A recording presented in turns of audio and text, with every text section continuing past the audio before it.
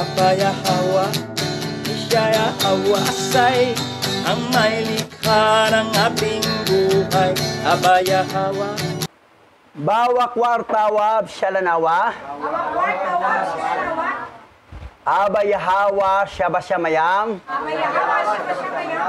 Salaka lanawa. Ail kataa yanawa. Watawadalak ail damak. Sasatap at kataa yanawa. Kal halal hawadla abayahawa alhayam. Basam masyayak yahawashay. Basam raw kakadas. Yaman. Okay. Diretso tayo. Chapter 65 and 66 sa Book of Jasher. Okay. Diretso basa. Ang aklat ni Jasher, Kabanata 65, verse 1 to 38. At nangyari, pagkatapos ng mga bagay na ito, ng lahat ng mga tagapayo ni Faraon na hari sa Ehipto, at ang lahat ng mga matanda sa Ehipto ay nagpulog at nagsiparoon sa harap ng hari at nagsiyukod sa lupa at sila'y nagsiupo sa harap niya. At ang mga tagapayo at mga matanda sa Ehipto ay nagsalita sa hari na nagsasabi, narito ang mga anak ni Israel ay lalong dakila at lalong makapangyarihan kaysa sa atin. At iyong nalalaman ang lahat ng kasamaan na kanilang ginawa sa atin sa daan nang tayo ay bumalik mula sa pakikipagbaka. Anong kasamaan ginawa nila sa Israel, sa Egypt? Pinatay sila. 100 naman napatay, no? Dahil iniwan nga sila eh. Nagtago pa. Samantala, unang-una, mayabang sila eh. Silang lulusob, dito lang kayo. Ayun pala, namatay yung 280,000. Takbuhan, pabalik. Tulungan nyo kami. Lusubin nyo. Tapos sila sabay tago. Mga duwag. So, yung iba namang Egyptian napatay dahil sinabi kasi na, mga Edomites yan. Mga ano yan. Mga anak ni Sikim yan. At mga anak ni Ismael. Pinatay nila. Ayun pala, Egyptian pala yung napatay nila eh. So, yan ang nangyari. Ngayon, ito sila, kabado itong mga elders ni King Pharaoh. Makapangyarihan sila sa atin. So, meeting sila, anong gagawin nila? Okay, dito. At nakita rin namin ang kanilang lakas na kapangyarihan. Sapagkat ang kapangyarihan ito ay sa kanila, mula sa kanilang mga ama. Sapagkat ilan lamang sa mga tao ang tumindig laban sa mga kaaway na napakarami pa sa buhangin ng dagat at sinaktan sila sa talim ng espada sa mga anak ni Israel at sa kanilang mga sarili ay walang isang bumagsak. Kung kaya't kung sila ay marami ay lubos nilang nalipol ang mga kaaway. Ngayon nga'y bigyan mo kami ng payo kung ano ang gagawin sa kanila. Hanggang unti-unting malipol sila sa gitna natin. At baka sila'y dadami at maging makapangyarihan sa lupain natin. So, inggit ang naramdaman ng mga Egyptian. Dahil sa kanila, kunti lang sila. Ang kalaban, mas marami pa sa buhangin ng dagat. Pero kung marami lang sila, lubusan nilang napatay lahat. Tapos wala pang nawala sa kanila, kahit isa. 150 lang sila lahat eh. Ngayon, nag-meeting sila, paano to? Pag dumami to sila, baka tayo ang kawawa dito. Yung lakas nila, namana yan sa kanilang mga ninuno, sa mga magulang nila. Kilala nila na mas matinding warrior talo itong mga Hebrew-Israelite eh. Ngayon, tuloy tayo. Sapagkat kung ang mga anak ni Israel ay dumami sa lupain, sila ay magiging sagabal sa atin. At kung may mangyayaring digmaan,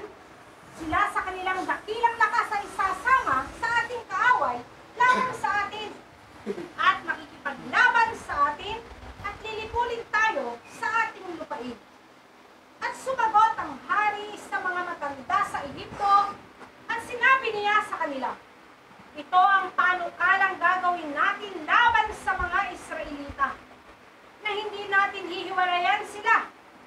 Narito, sa lupain ng Pitom at Rameses, mga bayan na hindi nakukutaan laban sa pagbabaka, nararapat na itayo at patibayin natin.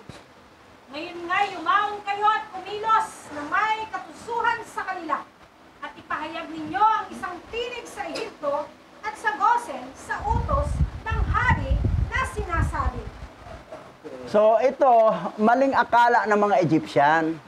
Hindi naman gagawin ng mga Israelita yan na doon pumanig sa kalaban.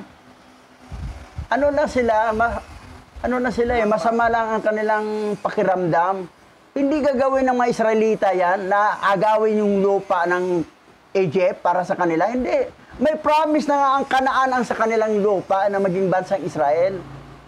Eh sila ang nag-isip ng masama.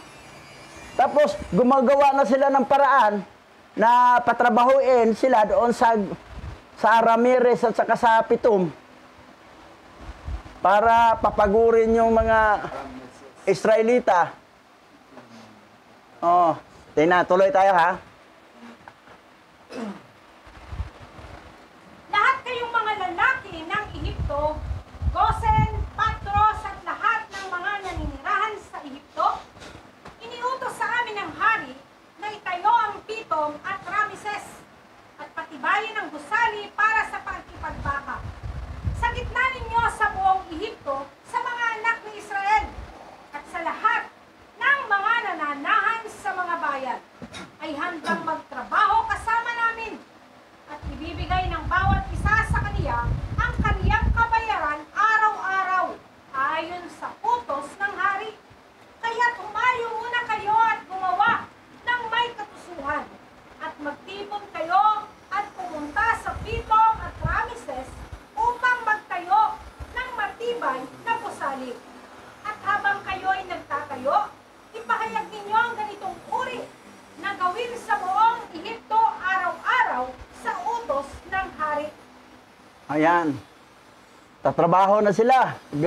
Tayo ng mga gusali doon sa Pitom at saka sa Rameses. Ang purpose doon na mga Israelita ay magtrabaho para mapagod at wala ng panahon maglambing-lambing sa mga misis para hindi na sila dadami. Kasi pagod ako Sabi ng asawa, sige na, pagod na ako, huwag mo akong guluhin. Oh. Yan ang gusto mangyari ng hari para hindi sila dumami. Takot sila dumami ang mga Hebrew-Israelite Oh. At tuloy tayo. At ang ilan sa mga anak ni Israel ay dumating upang magtrabaho kasama ninyo, ay inyong ibibigay sa kanila ang kanilang kabayaran araw-araw sa loob ng ilang araw. At pagkatapos nilang makapagtayo, kasama ninyo para sa kanilang pang-araw-araw na kaupahan, at minsan-minsan ay hindi na kayo papasok sa inyong trabaho. At sa araw-araw ay paisa-isa kayo na hindi pumasok sa trabaho. At pagkatapos ay sila na lamang ang naiwan na magtatrabaho upang magtrabaho sila ng walang kabayaran. At kung tumanggi sila sa pagtrabaho, kung magkagayon, ay pilitin ninyo sila ng buong lakas na sila ay magpatuloy sa pagtrabaho. Parang maluko to, parang katulad ni Gilbert. Parang katulad ni Gilbert to Isa na ang tanggal. Oo. Paunti sila mga Egyptian alis, parang maiwan magtrabaho, mga Israelita na lang. Tapos hindi pa, wala nang sahod. Trabaho, yan lang. Para importante doon, mapagod sila sa trabaho. Para hindi sila dumami. Kasi wala nang oras ang mga mister sa misis Doon na lang sa ano. Parang katulad ng isa, wala nang oras, busy na sa pag-translate. So, parang gano'n nangyari Tuloy tayo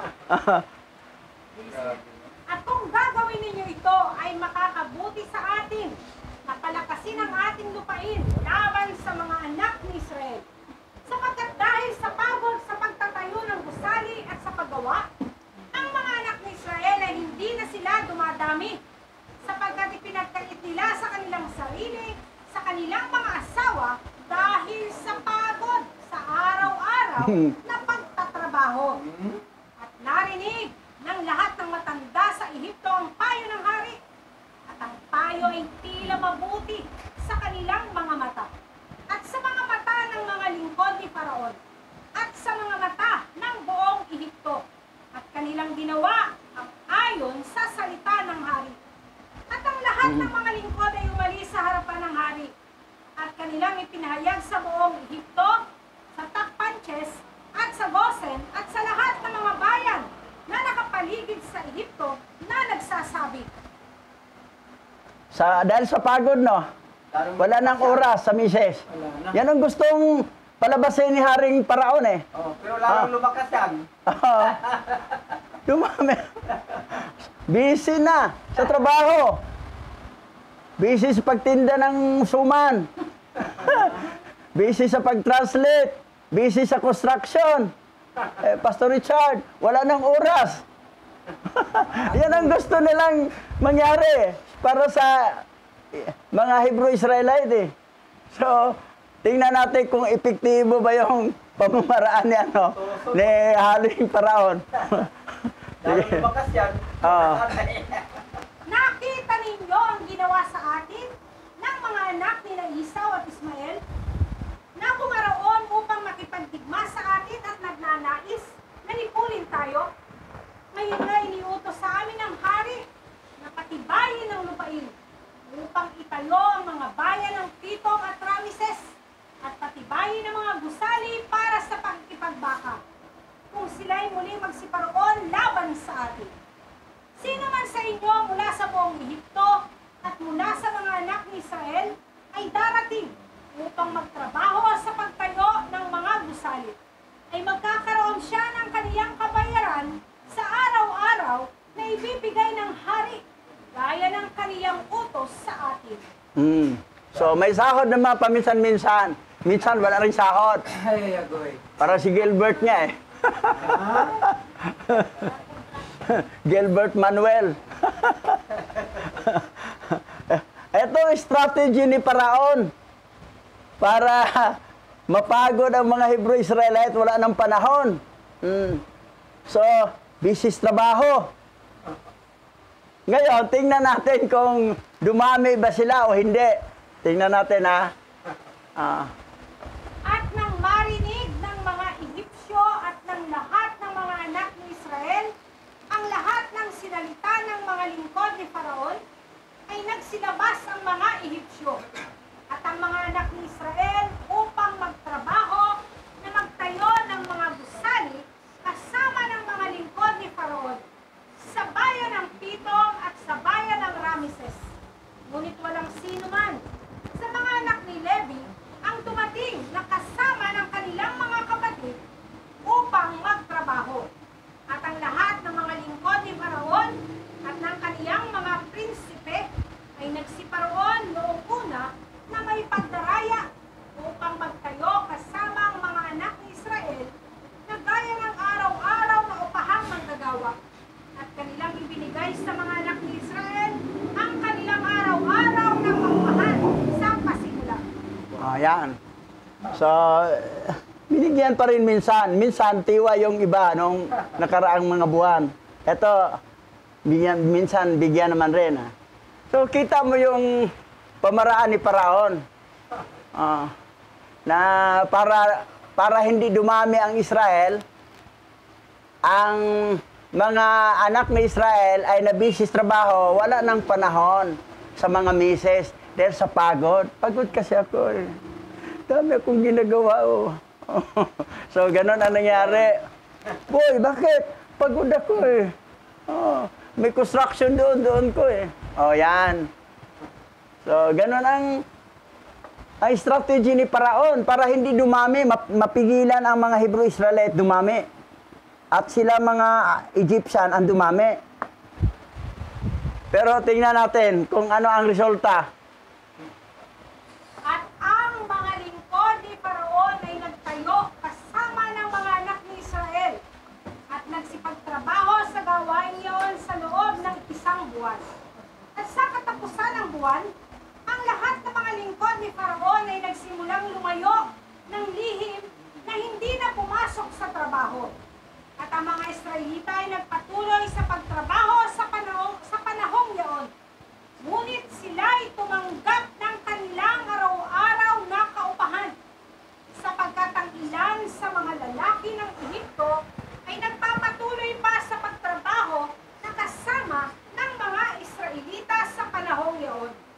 Kaya't ibinigay ng mga Ehipsyo sa mga Israelita ang kanilang kaupahan sa mga araw na yaon, upang sila at ang mga Ehipsyo na kanilang mga kamanggagawa ay makatanggap din ng kabayaran para sa kanilang pagtrabaho. Pansinin mo ha, sa 12 tribe ni Israel, Libi lang wala. ang Libi, Wala. ayaw. Kasi alam nila ang plano ni Paraon. Alam namin ang plano, kayo na lang magtrabaho. Wala, lahi namin, sa aming tribo, wala kahit isa na pumasok. Ayan, hindi naman pinilit ng mga Egyptian na wala ang tribe of Levi. Okay, tuloy tayo. At sa katapusan ng 1 taon at 4 na buwan ay nagsialis ang lahat ng mga Ehipsyo na hindi na pumasok sa trabaho. At ang mga anak ni Israel ay naiwan, na sila na lamang ang nagtrabaho. At pagkatapos ang lahat ng mga Ehipsyo na humiwalay sa mga anak ni Israel, sila ay nagsibalikan sa trabaho at naging mga maniningil na mga pinuno sa kanila. At ang ilan sa kanila ay tumayo sa ibabaw ng mga anak ni Israel bilang mga tagapagawa upang tanggapin sa kanila ang lahat ng kanilang ibinigay sa kanila bilang kabayaran sa kanilang pagtrabaho. At ang mga Ehipsyo ay gumawa ng ganitong paraan sa mga anak ni Israel araw-araw upang magdalamhati sa kanilang gawain. Yan, para magdalamhati. Kasi yung bumalik ang Egyptian, aba hindi naman nagtrabaho, nasa ibabaw lang, parang kapatas. Sige, doon ka. Ikaw, may sahod kayo sa pagkatapos. Parang kapatas, parang supervisor ang labas. Ngayon, ito tuloy mga Israelita, humble, kayod. Kasi ang gusto talaga sa strategy ni Paraon na papaguri natin to sila, wala ng panahon, oras sa misis nila, di sila dumami. Lalong lumakas yan. Tingnan natin, ha? Energy drink. At ang lahat ng mga anak ni Israel ay nag-iisa sa paggawa. At ang mga Ehipsyo ay nagtigil sa pagbibigay ng anumang kabayaran sa mga anak ni Israel mula ng panahong yaon hanggang sa hinaharap. At ang ilan sa mga lalaki ng mga anak ni Israel ay tumangging gumawa dahil sa hindi ibinigay ang kabayaran sa kanilang pagtatrabaho. Kung magkagayoy pinahirapan sila, at ang mga lingkod ni Faraon ay sinaktan sila ng mabibigat na hampas at pinabalik sila sa trabaho sa pamagitan ng puwersa upang gumawa na kasama ng kanilang mga kapatid. Ganito ang ginawa ng lahat ng mga Ehipsyo sa mga anak ni Israel sa lahat ng mga araw. Biro mo, ha? Malupitan na sila. Lupitan sila, hindi pa sinahuran. Ngayon iba, di na tumbaho. Ayaw na magtrabaho dahil walang sahod eh. May mga matapang. Pero pinilit sila, sinaktan sila. Nilatigo pa. Oo, Pas pa, no? sa pamagitan ng puwersa. Biro mo, salbahe itong mga Egyptian eh. Pero ang mga Hebrew Israelite, humble lang sila. Sige lang. Hindi lumabas pala. Ngayon, tuloy tayo. At ang lahat ng mga anak ni Israel ay natakot ng mainam sa mga Ehipsyo sa bagay na ito. At ang lahat ng mga anak ni Israel ay nagsibalik at nagsipagtrabaho ng walang bayad. At itinayo ng mga anak ni Israel ang gusali ng Pitom at ng Rameses. At ginawa ng lahat ng mga anak ni Israel ang gawain. Ang iba'y gumagawa ng mga laryo at ang iba'y nagtayo ng gusali. At pinatibay ang buong lupain ng Ehipto at ang mga kuta niyaon. At ang mga anak ni Israel ay gumawa ng maraming taon hanggang sa dumating ang panahon na sila ay naalala ni Yahweh at inilabas sila sa Ehipto. Ngunit ang mga anak ni Levi ay hindi nagtrabaho kasama ng kanilang mga kapatid na Israelita mula sa pasimula hanggang sa araw ng kanilang Naalaala ko yung, maliit pa ko noon napanood ko yung Ten Commandments. Nakita ko yung mga Israelita, nagtrabaho talaga doon sila sa Egypt. Kawawa sila, oh. Gumawa ng laryong, iba gumawa ng mga gusali. Oh, ito pala yung eksena na ito eh. Oo, yun. Oh, sino ba sa inyo nakapanood ng Ten Commandments ng pelikula? Paulit-ulit ko nanood doon. Oo. Papanood yun eh. Oh, ito pala yun. Yun. Talagang grabe eh. Pinahirapan sila yung trabaho. Para wala silang oras sa misis. Yan ang pinaka-target ni Paraon eh. Paguri nating trabaho to para wala ng oras sa misis. Ito na yun pala. Ang misis siguro, wala siguro nagreklamo, wala na kang oras sa akin. Bakit? Kahit naman sa araw ng Sunday, bigyan mo ko ng oras. Pero kay Pastor Buddy, lalo lumalakas daw siya. Lalo pala kasal. Pagpagurin. Lalo pag puyat. Anak ko. Makaraon ng marami. Ang tindi pala to. Basta lahi kasi niniptali. Basta lahi niniptali. Okay, tuloy tayo.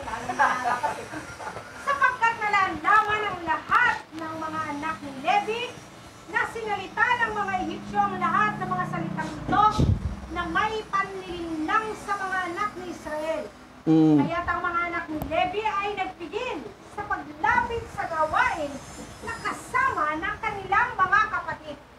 At hindi tinuon ng mga Ehipsyo ang kanilang pansin sa pagtrabahuhin ng mga anak ni Levi, sapagkat hindi nila kasama ang kanilang mga kapatid sa pasimula. Kaya pinabayaan sila ng mga Ehipsyo. At ang mga kamay ng mga lalaki ng Ehipto ay itinuon na maipatuloy ang kabigatan sa trabaho laban sa mga anak ni Israel sa gawain niyon. At ang mga Ehipsyo ay patuloy na pinapahirapan sa trabaho ang mga Israelita. Oh, yan. Antindi, no? Antindi, ha? Biro mo, ha? Hindi. Talagang, biro mo, sacrifice talaga. That's why sa atin, bilang mga remnant, sacrifice talaga. Hindi yung paisi-isi lang. Kita mo yung mga ninuno natin, paano sila nilupitan ng mga Egyptian, no? Pero itong wise tong kay Levi, alam namin yan. Ang plano ni Paraon. Sige, kayo lang magtrabaho. Eh dahil naisip ng Egyptian, hindi naman ito nagsimula itong, mula sa simula, hindi naman nagtrabaho itong mga lahi ni Levi. Hindi pabayaan lang natin. Oh. So, wala, relax lang ang anak ni Levi. Sila ang lalong dumami. Hindi pagod eh. Okay, tuloy tayo. At pinahirapan ang gusto ng mga Ehipsyo ang buhay ng mga anak ni Israel sa pamamagitan ng pagsusumikap sa argamasa at mga laryo at gayon din sa lahat ng uri ng gawain sa bukid. At tinawag ng mga anak ni Israel si Melon na hari sa Ehipto na Meror, ang hari ng Ehipto. Sapagkat sa kaniyang mga araw ay pinahirapan ng mga Ehipsyo ang kanilang buhay sa lahat ng sari-saring trabaho. Ang lahat ng gawain na pagpahirap ng mga Ehipsyo sa mga Israelita. Ngunit habang pinahirapan nila sila, ay lalo silang dumarami. Lumalago ang mga Israelita na lumaganap sa buong lupain. At ang mga Ehipsyo ay nagdalamhati dahil sa mga anak ni Israel. Tingnan mo, ha? Lalo to yung dumami. Akala lang nila. Akala sila yung mapagod sa trabaho, maging zero sa misis. Hindi, 3 bisis pa nga. 3 times a night pa eh. Marami yan. Yung vitamins. Dumami, lalo dumami. Sabi ni Egyptian, bakit dumami? Pagod na pagod yun sila, pinahirapan na trabaho, dumami pa rin. Grabe. Magkahataw pa. Ang tawag, Exercise na lang yun eh. ang tawag ng mga anak ni Israel kay Paraon na si Melon, Meloy ay mirror. Ikaw si Meror, hindi na kasi Meloy. Si Meror. Kasi pinahirapan sila. Walang nagreklamong misis. Wala, hindi nagreklamo pala ang misis. Exercise na lang yan Kasi lalo patuloy lumakas ang ano nila. Pag sa trabaho, yung sa misis, exercise na lang yan Oo. Kasi nasanay sa work, hindi nasanay din sa ano. Kaya ng katawan ng mga yan. Mali ang anong plano ni Paraon. Akala mo lang yun. Akala ni Paraon na pagpapagurin sila, wala nang oras sa misis. Aba, dami tuloy yung oras. Lalo ng anak. Lalong dumami sila eh. But lang. Okay, sa next chapter na tayo. Okay, basa. Ang aklat ni Joseph, Kabanata 66, verse 1 to 31. Nang panahong yaon ay namatay si Hadad na anak ni Bedad, na hari sa Edom, at si Samla na mula sa Misreka, na mula sa lupain ng mga anak ng silanganan, ay naghari na kahalili niya ng 13 taon ng paghahari ni Faraon sa Haris na hari sa Ehipto, na siyang 25 taon ng paglusong ng mga Israelita sa Ehipto. Si Samla ay naghari sa Edom ng 18 taon. At nang siya ay maghari, kaniyang inilabas ang kaniyang mga hukbo upang yumaon at lumaban kay Zebo na anak ni Elifaz at sa mga anak ni Itim, sapagkat sila ay nakipagdigma laban kay Anggias na hari ng Dinaba sa Afrika, at nalipol ang kaniyang buong hukbo at gusto niyang gantihan si Zebo. Okay. Ito si Samla, ano to siya, anak to ni Ketura, apo to ni Ketura at saka ni Abraham. Kasi ang mga Edomite kasi, hindi sila magkuhag hari talagang kalahi nila. Kasi parusa yun eh. Dahil mga balingbing, mga taksel. So, kinuha nila si Samla. Ngayon, ito si Samla, may galit ito kay Sipo. Dahil yung nilusob nila ang sa Dinebada, sa Afrika, kay si Hari Agias, ang hukbo ni Samla ay naubos. Dahil kay Sipo, gusto niyang gantihan to. So yan ang balak niya. Ngayon, anong sunod nangyari? Ngunit hinadlangan siya ng mga anak ni Esau na sinasabi, siya'y kaniyang kapatid. Kaya't dininig ni Samla ang tinig ng mga anak ni Esau at bumalik na kasama ng kaniyang buong hukbo sa lupain ng Edom at hindi lumaban kay Zebo na anak ni Elifaz. At narinig ni Faraon na hari sa Ehipto ang bagay na ito na nagsasabi, pinasya ni Samla na hari sa Edom na labanan ng mga anak ni Kitim. At pagkatapos ay paroroon sila upang lumaban sa Ehipto. At nang marinig ng mga Ehipsyo ang bagay na ito, kanilang pinarami ang gawain sa mga anak ni Israel. Baka gawin sa kanila ng mga Israelita ang gaya ng ginawa nila sa kanila sa kanilang pakikipagdigma sa mga anak ni Esau sa mga kaarawan ni Hadad. Okay. Ito si Samla, gusto niyang gantihan si Sipo. Sabi ng mga Edomite, hindi kapatid namin yan. Siya lang naging hari doon sa Kitim. Pero Edomite yan. Ganun ba? So, sige, di na kami lusubin namin. Kamag-anak pala ninyo yan si Sipo. Ako naman ang hari sa inyo dito. Ayan na. Ngayon, nabalitaan ni Paraon, nako, pagkatapos niyang lulusopin si Sipo, sa atin lulusob. Kailangan patibayin natin, gusali natin. Kailangan patabahoin natin ang husto ng mga Hebrew Israelite. Para mapagod, dumami pa rin sila. Pagurin natin ang husto at matibay para kung sakali lulusob yung mga Edomites, ay matibay ang ating puwersa. Tingnan natin ha. Tuloy. Sa gayoy sinabi ng mga Ehipsyo sa mga anak ni Israel, magmadali kayo at gawin ninyo ang inyong gawain, at tapusin ninyo ang inyong trabaho, at patibayin ninyo ang lupain. Baka ang mga anak ni Esau na inyong mga kapatid ay magsiparoon upang lumaban sa amin, sapagkat dahil sa inyo ay magsisiparoon sila laban sa amin. ginawa ng mga anak ni Israel ang trabaho ng mga lalaki sa Ehipto araw-araw. At pinighati ng mga Ehipsyo ang mga anak ni Israel upang bawasan sila sa lupain. Ngunit kung paano pinarami ng mga Ehipsyo ang gawain sa mga anak ni Israel, ay gayon dumarami ng dumarami ang mga anak ni Israel. At ang buong Ehipto ay napuno ng mga anak ni Israel. Biro mo, buong Egypto ha, napuno sa mga anak ni Israel. Kasi nakakuha katuwiran to si Haring Paraon eh. May balak lulusob sa atin. Si Samla na mga Edomites. Kailangan trabahoin yung husto, patibayin to para pag lulusob sila, matibay ang ating depensa. Kaya lang sila lulusob dito sa amin dahil naman sa inyo eh. Dahil magkakaaway kayong kamag-anak. Para kayong nag-away na parang away na parang tawag dito na away na talagang dibdiba na talaga na patayan na talaga to. Kamag-anak na tayo, pero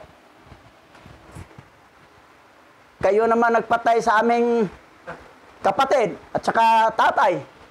Kasi si Esau, sino bang nagpatay kay Esau? Si Israel. Sino nagpatay kay Kay Eliapas? Yung Pipe at saka yung lahi ni Dan. So, yan. So, ang mga Israelita naman, sige, trabaho kami. Pero lalong nagtrabaho, lalong ganado sa misis. Kasi, sabi ni Pastor Bade, exercise na lang daw yun. Di lalong dumami sila, pero mo, napuno ng mga Hebrew Israelite ang Egypto, napuno sa kanila. Grabe. Hindi walang panahon sa asawa, no? Dumami.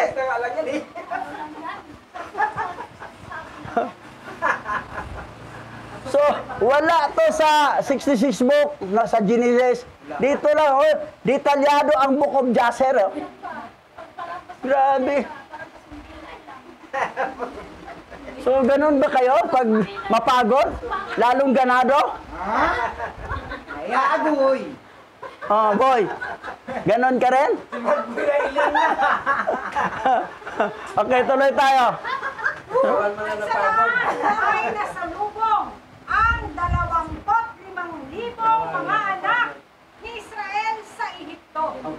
Nakita ng lahat ng mga Ehipsyo na ang kanilang ginawa ay hindi nagtagumpay laban sa mga Israelita, kundi sila'y dumarami ng dumarami at lumalago. At ang lupain ng Ehipto at ang lupain ng Gosen ay napuno ng mga anak ni Israel.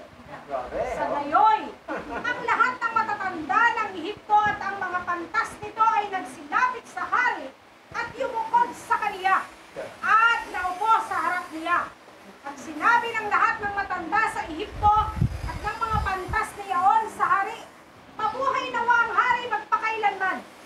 Tinayuhan mo kami ng payo laban sa mga anak ni Israel at ginawa namin sa kanila ang ayon sa salita ng hari.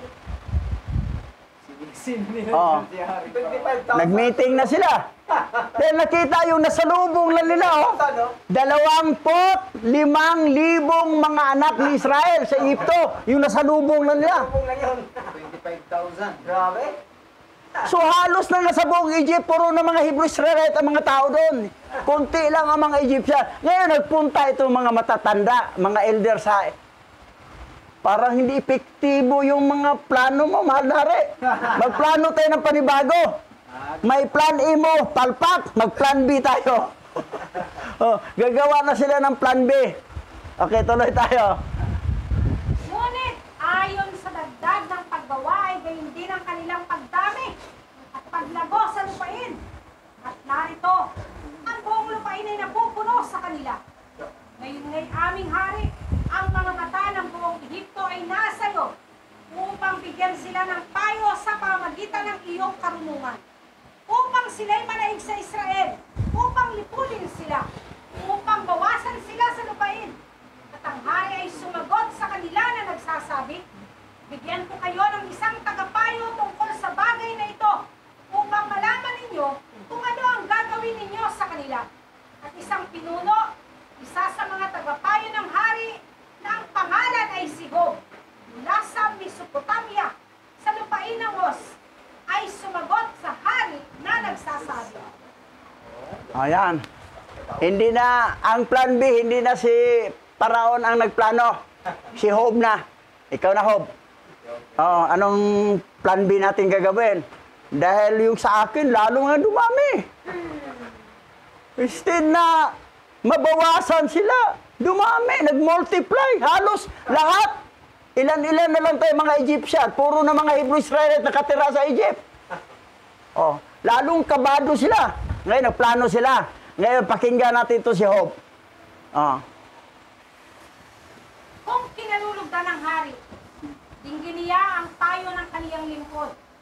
At sinabi ng hari sa kaniya, magsalita ka. At si Job ay nagsalita sa harap ng hari, ng mga prinsipe, at sa harap ng lahat ng matanda sa Ehipto na nagsasabi. Ang payo ng hari na kaniyang itinayo noong una tungkol sa pagtatrabaho ng mga anak ni Israel ay totoong mabuti. At huwag mong aalisin sa kanila na gumagawa magpakailanman.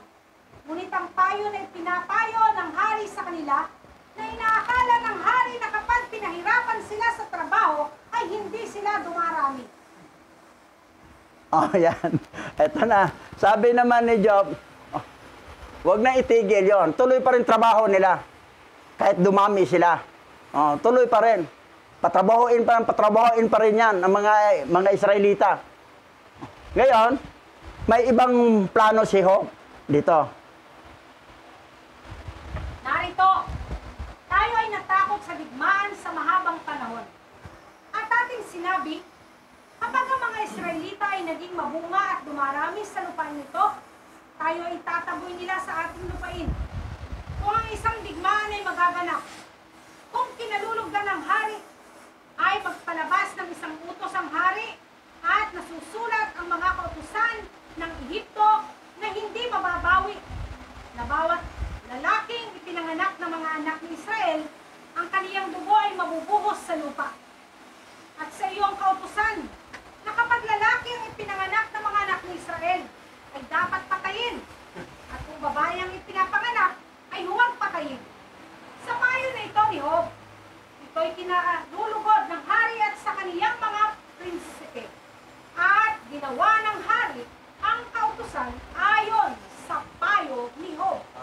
Ayan. Si Job, ah. So, Maglahi to sa maglahi na ng Egyptian. iba na ang strategy. Sabi ni Job, Babae maiwan ah. pag lalaki ang pinanganak, Patayin. patayin. Pero babae, okay lang. Agoy. Kaya sawahin nila yun. Yan ang payo. Okay, tingnan natin ha. Egyptian na yun. At ipinatawag ng hari ang mga hilot sa mga Hebreo. Ng pangalan ng isa ay si Sapra. At ang pangalan ng pangalawa ay si Pawa. Si Puwa. At ang mga hilot ay nagsiparoon sa harap ng hari na nagsitayo sa kaniyang harapan. At sinabi ng hari sa kaniya, kapag kayo ay nagpaanak ng mga babaeng Hebreo at nakita ninyo na lalaki ang lumabas, ay inyong papatayin siya. Ngunit kung ang lumabas ay babae, huwag ninyong patayin at hayaan ninyo siyang mabuhay. Ngunit kung hindi ninyo gagawin ang bagay na ito, susunugin ko ang lahat ng inyong mga bahay. Ito na yung kautusan ng hari. Kayong mga hilot, mga midwife. Sa Bisaya pa, mga mananabang. Sige. Kumadro na. Pag mga Hebrew Israelite, mga babae ang ipanganak, babae, wag niyong patayin, hayaan mo buhay. Pero pag lalaki, patayin niyo. Paglabas, patayin niyo. Pag sabihin niyo, uy, lumabas ang bata, patay na, oh. Ganon ang gawin ng mga hilot. Sabi ni Paraon, nagbanta pa, pag hindi nyo sundin ako, bahay nyo, susunugin ko yun. Kayong mga bahay sa hilot, susunugin ko yung bahay nyo. Ngayon, tuloy tayo. Ngunit ang mga hilot ay natakot sa alahai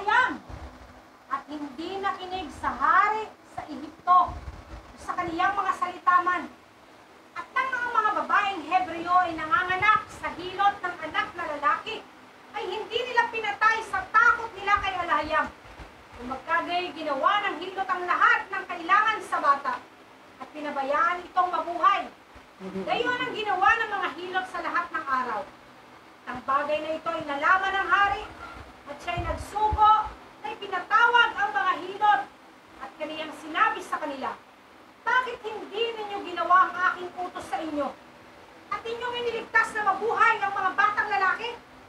At ang mga hilot ay sumagot at nagsalita na magkakasama sa harap ng hari na nagsasabi, Ayan.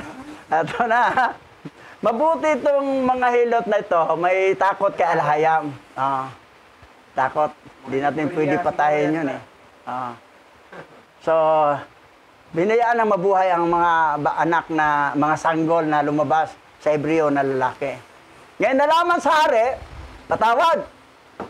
Kasi pag susunugin yung bahay. Ito. Pakinggan natin ang sagot nila ha. Nag-white lying tong mga hilot na ito eh. Tingnan natin ha. kailangan malaman ninyo, mahal na hari, na ang mga babaeng Hebreo ay hindi gaya ng mga babaeng Egyptyo. Sapagkat ang lahat ng mga anak ni Israel ay malusog. At bago dumating sa kanila ang hilot, sila ay nanganak na. Para sa amin ay iyong mga alipin. Sa loob ng maraming araw ay walang babaeng Hebreo na nagsilang na kami ang nagpaanak sa kanila.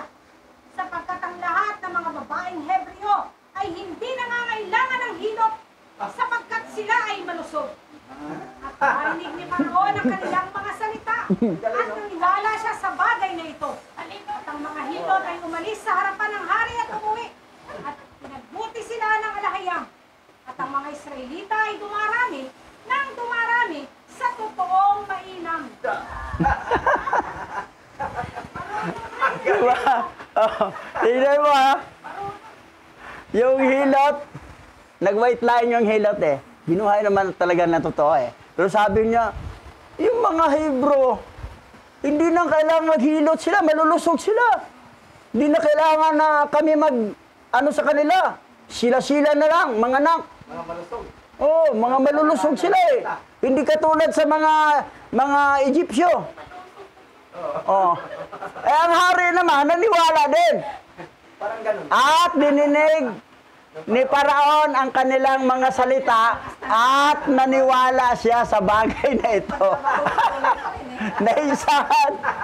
Naisahan, diba? Sabi niya, palpak naman itong payo naman ni Job.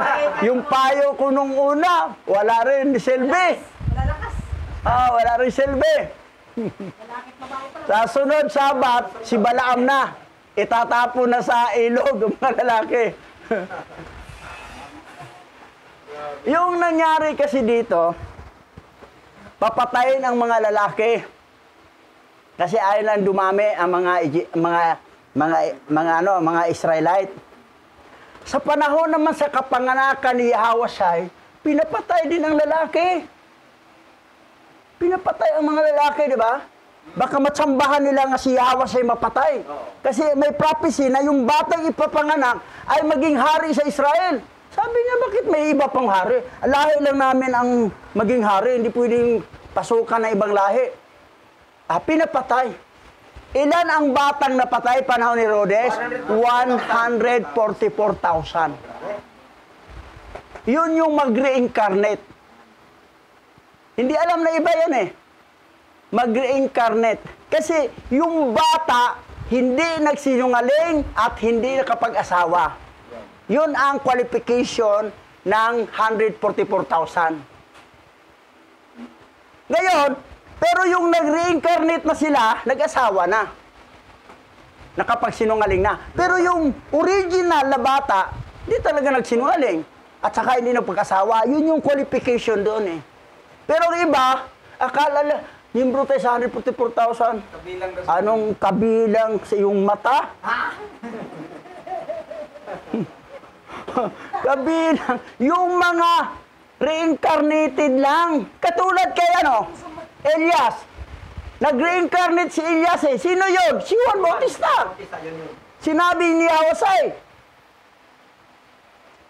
So, yan. So, ang 144,000 ayun yung mga reincarnate. Baka mga reincarnate kayo. Tayo. Pag mga reincarnate kasi, pwede na rin iba babae. Pwede na, oh. Pwede na mga... Pero lahat to, mga lalaki talaga yung pinapatay na sanggol. Pero pag na-reincarnate, ang iba naging babae na. Ang iba naging lalaki. Malalaman naman doon, yung matapang mangaral, lalo na sa social media, walang takot mangaral, mag-post ng mga 100% yan. More than 100% pa na mga kasama yan sa 144,000. Ngayon dito, palpak ang plano ni Job. May takot kay alahayam itong mga hilot eh.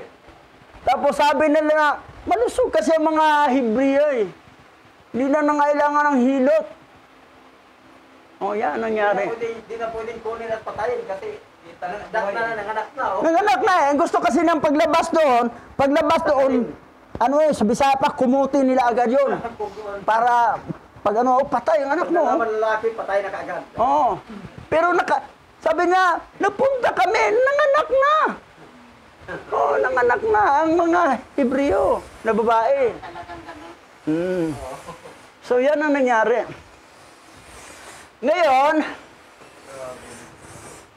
ang moraliso nating makuha, kahit gaano pala kapagod sa trabaho, hindi para reason. Si Pastor Buddy lang, Pastor Richard lang, wala. Yung tapang pa rin eh.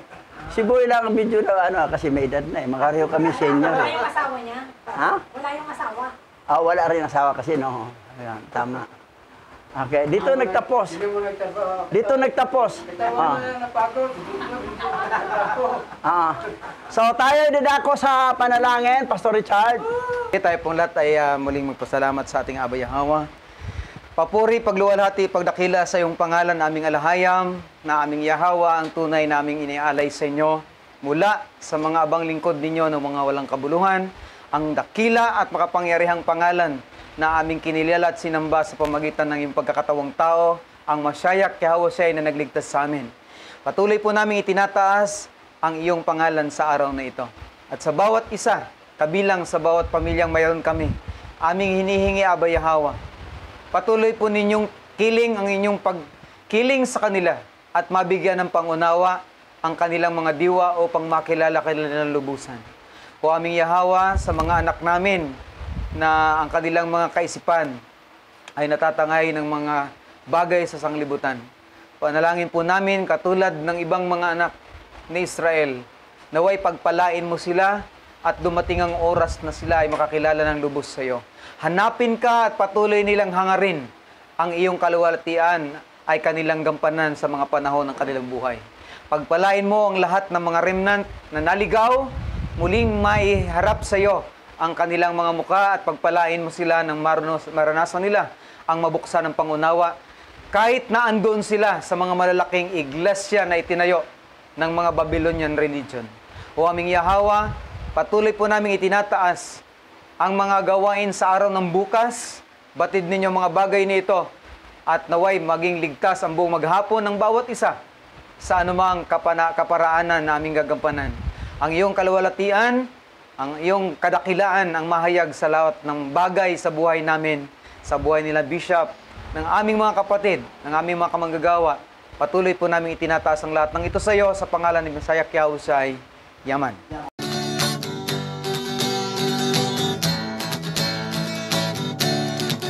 Aba Yahawa, Isya Yahawa Asay, ang may likha ng ating buhay.